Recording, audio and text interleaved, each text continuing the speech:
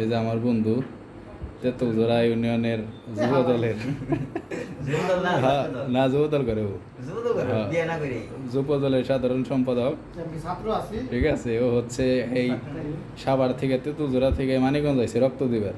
এটা হচ্ছে মানবিক একটা দৃষ্টান্ত। তো আমরাও চাই যে আপনারা মানবিক কাজে সবার চাইতে আগে আসেন।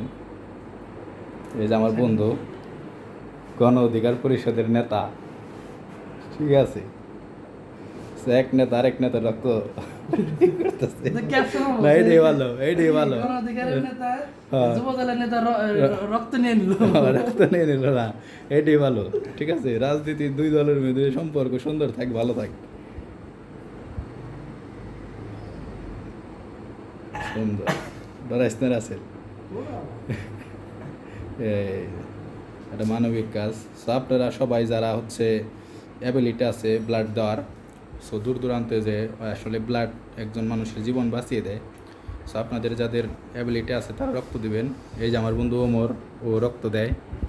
এই যে রক্ত মানিকগঞ্জ যদি রক্ত লাগে সাব্বিরের সাথে যোগাযোগ করবেন। আর ঢাকার ওদিকে রক্ত লাগলে যে আমার বন্ধু রাসেল, ওর সাথে যোগাযোগ করবেন। হ্যাঁ, আর আমরা তো আছি। সো ভালো থাকবেন। হ্যাঁ, এই দাও বন্ধু রক্ত দিতেছে, ঠিক আছে। লাল ভালোবাসা দিতেছে বিনা স্বার্থে।